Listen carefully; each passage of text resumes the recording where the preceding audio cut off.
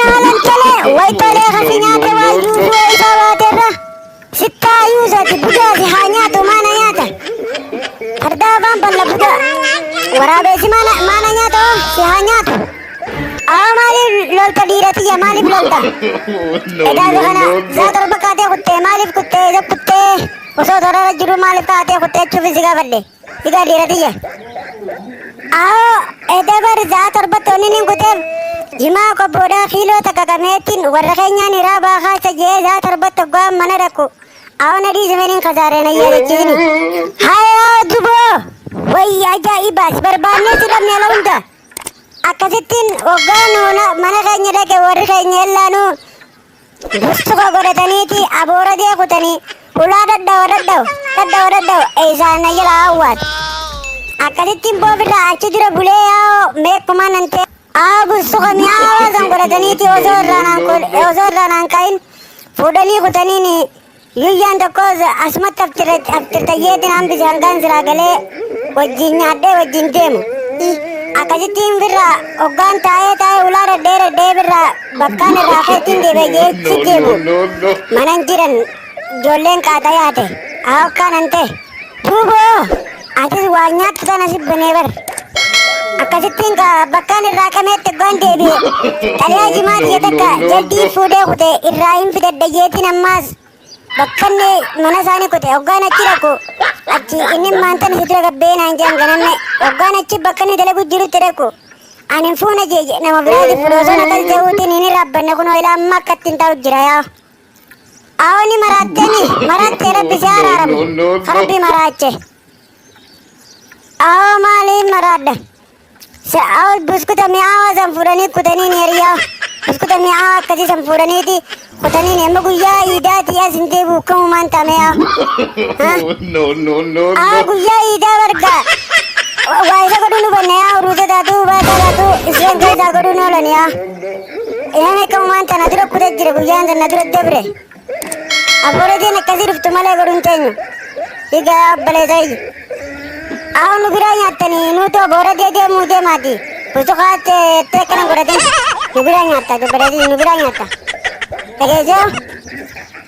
yaa galatoomi guyya san na yaami ga yaa oni nyaadha guyya san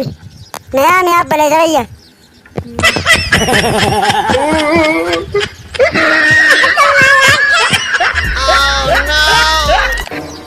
abbooratee yaa udiyaattanii tale ayammalleen dhiyaanne maali isiniin eegu jira bar boorateeni dhiisaniimi hindeeyinuu jaanii ati maaliif nu eegaa olta biraa taa'e miskiina udduu jettoora waan akka keenyatti buskuta akka nuti godhannu inni goone naan hin jenne fardicha ansanii echaanii isiniin eege jee malee maaliif isin eege yoon godhanne dirqiidha dirqamaan hin dhuftee nyaattu gaa fardicha guyyaa godhanne yoo nabbaa tokko si kanne nagarta badaa haasite guyyaa godhanne habbaa takka sittiin kanne fardicha afaan balla guyyaa idaa du'aa idaa bustuka waa hunda godhachuana anillee wayii siyaamu kan akkuma fincinkin anillee siyaamu korbete diimaa qayyisan qalu yaana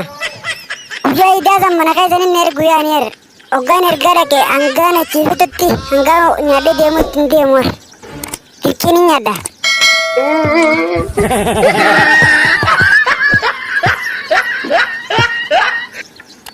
abootole akka kee afaan dhaabdee zaatar bageenyaan maaliif deemta gaana bira duudii dhiifte awolaal wanniniin kee kuteef kaleedhaatu warra keenya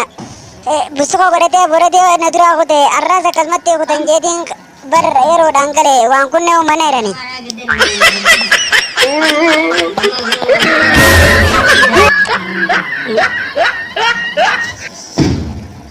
kaleedhaas waan gadhamne kaa eegumaa tuntun ol baatee dhufte uruudha barbaadeetiin si dhabe maaliif akkatti orraafatta bar wanniniin akkasitti ganama orraafadhee dhufuuf yoo bineensa tokkootu karaa kana na rifachiisaa oola saniifin jaartiin biyya takkas wajji aanennaan ni didde hooyi saniifin akkasi bariisifadhee rifeer ganama malee waan dhufuwar bineensi maali silaa qeerransa ma waraabeysa ati maaliif dheessite bineensa waraabeysa gabana ciibsus gamasa ciibsus ijima isaa mul'ata baatiriin tokkos mataa kana micciira naanif Sanamaafin firraa akkasi barbariisifadhee dhufaa gaa ooyi. Amma gaayaa giffallaa beekanii mataa kana micciiree mataa biraa siqqabu. Waraabessite deemu waraabessite ishee galtee meegaa jiddu. Awoo dhamaa caantaa abbaa guddaadhaa haate dirqiidhaa yoon ganamu baadhaayi. Bineensi haana nyaatuu deeme